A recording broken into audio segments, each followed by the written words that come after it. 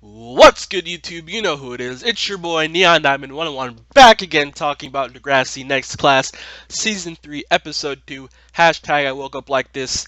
Looking forward to talk about this episode. As always, I talk about the storylines separately, so the three different storylines, and I'll also have the visuals up. Now, the visuals and the videos are in order of the episode, so they might not match up with what I'm talking about, but hey, just enjoy it. Pretty much, you just gotta listen. The visuals really aren't that important. They're just there for you guys to see it. And as always, if you don't care about spoilers, keep on listening. But I suggest and recommend that you watch the episode so you know what I'm talking about, and also you can interact with me. I enjoy all comments. Let me know what you guys thought about this episode and what happened.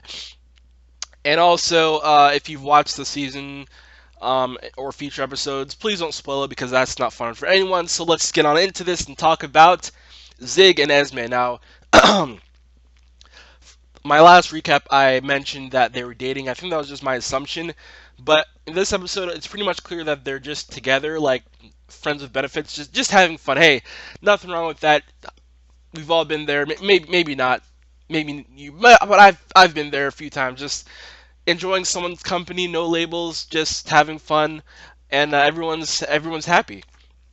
And Zig is very happy when Esme is kissing up on him, and she's suggesting that she gives him a hand job or a blow job. She looks down and she mentions like, yeah, no one's gonna see it because everyone's gonna be in the school during lunchtime. And I'm like, I'm like, what is going on? Like, this is a great way to start the episode. I don't know about you guys, but in high school, I never really had any parking lot hookups, nor did I ever want to. Uh, yeah, I'm just gonna leave it at that. So, um, in the hallway, Zig has this smile. He is cheesing hard. He is loving life. And he talks to Tiny. He's like, "Hey, Tiny, can I have the math homework?" Jonah's like, "There wasn't homework because there was a quiz and you missed it." Yeah, Zig skipped class to hook up with Esme, and I can't say I don't blame him because if you have a person you like, whether it's a guy or a girl, whoever you're interested in, and they are trying to seduce you like Esme did to Zig, I mean, I in his shoes, like whoever you like whatever situation, your crush or whatever, I feel like it's very hard to say no when someone is like very forward like that. And Zig was just kind of like, oh, well, yeah, whatever. Anyways, Zig is loving life right now, and Zig's my boy, so I'm happy for him. But who's not happy for him is Jonah and Tiny because Zig. Here's the thing about Zig. Zig can't keep his mouth shut, and I'm like, Zig, what are you doing? You don't kiss and tell. You don't BJ, and I don't know. That was a bad joke. Anyways, he pretty much tells them what happened, and they're like in the parking lot, like who does that? And like they're pretty much trashing Esme, and I'm like, come on, guys, like yeah, parking lot BJ's, whatever happened, hand jobs, whatever happened in that car. Uh, you probably shouldn't do that, especially in public. But I mean, they were just shaming her so bad, and I felt bad for her. And so Zig gets a second chance. Coach Armstrong gives him a chance to redeem himself, and so he's studying for this math quiz. Esme comes in and she's trying to like talk to him, and he's like, "Yeah, Tiny says I'm spending too much time with you," and she's like, "Yeah, well, he's only upset because he has Shay, who's a prude." And I'm like, "Okay," and so Zig is kind of like, I just need to focus, and Esme's like, "Well, I'm good at math. Let me help you." And as soon as she said that, I'm thinking like, okay, Esme is going to just have sex with Zig and someone's going to catch him. But it doesn't go that way. Esme, here's the thing about Esme. Sorry, quick tangent. Esme is very intelligent, but from what we've seen, she's like, I'm not, I don't want to say she's bad, but she doesn't get along with a lot of people. So she comes off as very like, I don't know. Anyways, she helps him with math, and she takes his phone because he sees his text. He laughs at it. Sh he gets a text. She looks at it. He gets the equation right. She runs away, And so pretty much, um, she reads the text and she confronts him, and they're going back and forth. And pretty much he's like, "Yeah, you do other things that girls won't do."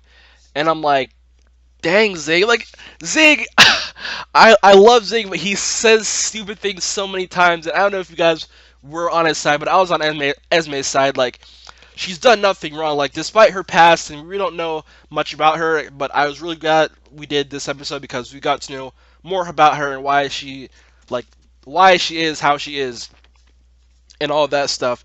But he's pretty much like slut shaming her, and I love how she delivered this line. I don't know the actress's name, but she like just like the pause and like everyone in the hallway, and then she says, "Are you calling me a slut?"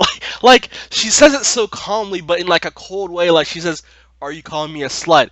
And literally, like Zig's face, he's just like, "Oh." And so she has this like episode, and then she's like, "Oh yeah, easy Esme," and then she acts like she's about to like unbuckle Winston's pants, and the teacher shows up. Now, for me personally, I thought she was just doing that for show, but I mean, Esme is kind of unstable, so that would have been kind of crazy if like the teacher wasn't there and she would have like unbuckled Winston's pants. And also, I mean, that's like assault because Winston didn't consent. He's like, "Whoa, whoa," and yeah, so. But later, Zig talks to Maya. We'll talk about Maya later. Zig talks to Maya, and he pretty much says, like, "Do I make bad decisions?" And she's like, "Oh, is this about Esme?" He talks about how good summer was. And quick note, Zig talked about this before, and Tiny mentioned that they've been having sex over the summer. So pretty much, they've been hooking up all summer, doing a lot of dirty things as high schoolers do, hormones and stuff. Nothing wrong with that. But Zig pretty much talks to Maya, and she says, um, why would you let anyone, cloud your judgment of her? So he's pretty much saying, if you care about her, just go for it, and don't care what anyone else thinks. So outside, he talks to Esme. He says he got an 82. She's like, whatever. And he's pretty much saying, I think the world of you. And she's like, well, what if someone says something about me and it's right? And he's like, what? And she pretty much tells him that she's been in therapy her whole life, and that when she was 10 years old, she saw her mom um, kill herself or attempt to kill herself, and that she responded. She she I forgot what she said. She said that she may have called 911 not fast enough, and she may have turned her mom over in an awkward way. And after a few weeks in the hospital, she died, and that her dad kind of blames her. And I was like, wow, that's really deep. Like all that just came at once. And also Zig opens up about his past and with drugs, and it's really weird like looking back. Cause Zig was he had such a shady past. I don't know if you guys remember way back when he was actually like stealing. I think, yeah, pretty sure it was him. Yeah, he was stealing. I forgot what he stole, but he stole something. I want to say he stole money, but he just had this weird past, and obviously back when he had like the long hair and he was in the band. Anyways, long time ago. So yeah, that explains why Esme has pills and stuff, and why she with her and Miles. And so now we kind of know where Esme is coming from and her mental state. So I'm looking forward to learning more about that. Hopefully, we'll get to know more about Esme, and we'll see where Zig goes if they like decide to date or just break it off. The next storyline, which was not unimportant, but my least favorite. It's the nerd group. I forgot. I don't know. I just called them nerd group. Baz, VJ, Hunter, and Yael. Pretty much, they're doing this thing for YouTube to like um, include everyone. It's like this thing. I don't know, but pretty much, Yael is forced to do this beauty thing because she's female, and they want her to appeal to females because all of their content appeals to males. And so Baz is like, yeah, you should do this tutorial, and she tries to do this um, nail art tutorial, which goes terribly wrong. And it's just weird because Yale's in this like tight dress, and she like feels like out of place, which is interesting. And I really like this dynamic because in the next scene in the classroom where she asks Lowell for a pen, Lowell is like, oh, she says something about what I might give you banana because I'm not smart. Because pretty much after the nail art fail, Yale goes on like this rant about like how females are setting themselves back by its waste of time, and I kind of got where she was coming from.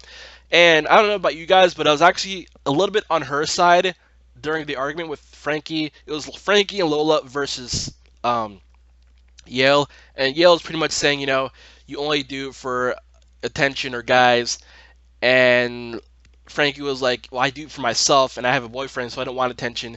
And Lola says there's nothing wrong with feeling good. But on the other hand, Yale was also saying like girls. I think she's kind of saying like girls like focus too much on that. That there's nothing wrong with that, but girls like spend so much time on hair and makeup and stuff like that, and nails and stuff. And obviously, I'm not a female, so I've never really experienced any of that stuff before. So I'm curious what you all think, both male and female. Like, what do you guys think about like that? But at the end of the episode, Yale realizes, which I think we can all agree on, that there are totally different types of girls. Yale is a nerdy chick, and she's not really someone who cares about fashion or beauty or anything like that. And then on the flip side, you look like Lola, who is into fashion. She she loves her hair. She had pink hair, now she has blue hair. She always wears makeup. She always wears like fashion clothes. I don't know, but the thing was, Yale like admitted like, hey, we're all different. There's nothing wrong with girls. There's not just like one type of female. So they decide to bring Lola onto their little YouTube channel, and that's a resolution. So that's pretty much that. And for the last storyline, we see Maya. Um, I think it's alluded that she's missed school. I'm not sure if it's 1 or 2 weeks, but she's missed school. She doesn't have glasses and she looks different, which is cool for her, I guess. I think her hair's longer. I don't know. Um, and so Jonah and Grace create this song based on the bus crash, and they show it to her, and I know it's like Maya. I don't know. She kind of like looks like out of it. She's like I don't really care. And so we see her in the hallway try to write some lyrics about the bus crash, and she's like really struggling. And I'm kind of wondering if I'm not sure if it's like PTSD, but there's something that makes me feel like the crash affected her more than everyone else, because everyone else feels like they're going about their day. But it's interesting because the reason I think this is because the next scene she talks to the counselor, and first of all she picks up the camera that she sees in the seat, and one of the Syrian guys takes and says it's mine. And so I was like, okay. But she talks to the counselor, and Maya, the counselor thinks Maya has senioritis because Maya says, homework, college applications, keeping up with text, friends, and then the counselor's like, that's it. And then Maya says, I feel like I've been pulled underwater with no way to get to the surface. And then the counselor's like, oh well, you've been through anxiety before, and everyone has a tough senior year, and blah blah blah. And she pretty much sends her on her way. And so I don't know, like I felt like that was really weird of her, because like obviously Maya says those things first, but then like she says like I've been pulled underwater with no way to get to the surface. And I don't know, like something about that. Like I thought like the counselor would have at least tried to like talk to her, like is there like, are you upset about Zig breaking up? The whole thing with Zig. Are you, is home okay? Like I thought, like the counselor would dig deeper, because maybe I'm crazy, but I feel like you know just like when we first see Maya in the episode, like her waking up and her mom saying, get up, and they kind of allude to the fact that Maya's been out for a while. Because obviously she goes to school and the teacher hands her like a whole bunch of stacks of books and notebooks that, hey, here's your makeup work. So I don't know, like I feel weird, and especially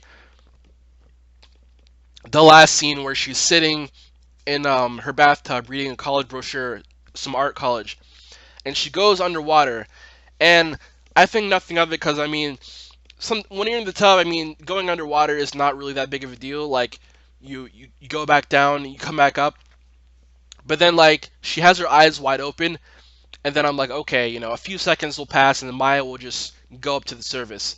But then like we see like the bubbles, and like she needs air, and she's still there, and I'm like, what is going on? So Maya's still in the tub, and it's not like a creepy scene because she's just reading college brochure, and then she's just like chilling in the tub, but then she goes underwater. Nothing weird about that.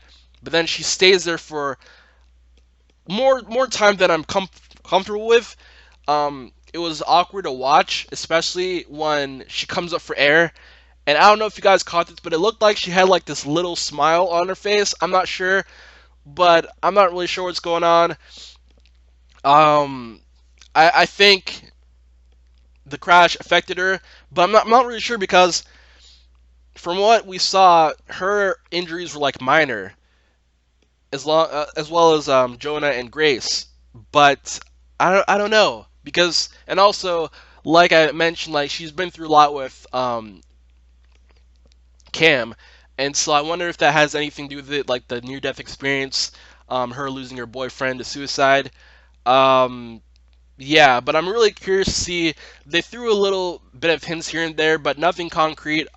I think Maya is going through a lot of senioritis, but I think it possibly might be something else. Um, and hopefully, we can figure that out. And maybe she's also like, because Maya's at the point where she's like, hey, I'm almost, gonna graduate and I'm gonna have this new life, and maybe like that near death experience opened her eyes up. Maybe she's not passionate about music anymore. Maybe because like we see her in the hallway writing and she's struggling to come up with lyrics but before like at she could knock lyrics out like crazy. So I'm rambling going on for too long. But good episode. Looking forward to it. Just a few predictions. I think from what we saw, Zig and Esme are pretty good, so I think they'll continue to be well, unless something happens. We didn't really see much from Yael and the group for me to have any like concrete predictions. I think they'll all function well as a group, hopefully. And but the biggest thing for me, the biggest storyline for me was seeing Maya again for the first time this season. So, um, like I said, I do think she has senioritis, but I think it's a little bit more than that, so we'll have to see. Looking forward to talking to you guys. Please comment, share, like, if there are any Degrassi blogs or anything you want me to read or anything at all. Also, if you guys make videos, please comment below, send me to your channels. I love to talk to you guys. Like I said, I'm looking to make my content a lot better. No more crappy webcam videos. And I'm all about consistency. So, like I said, like, comment, subscribe. Let me know what you guys thought about this episode, and I will talk to you guys soon. Peace.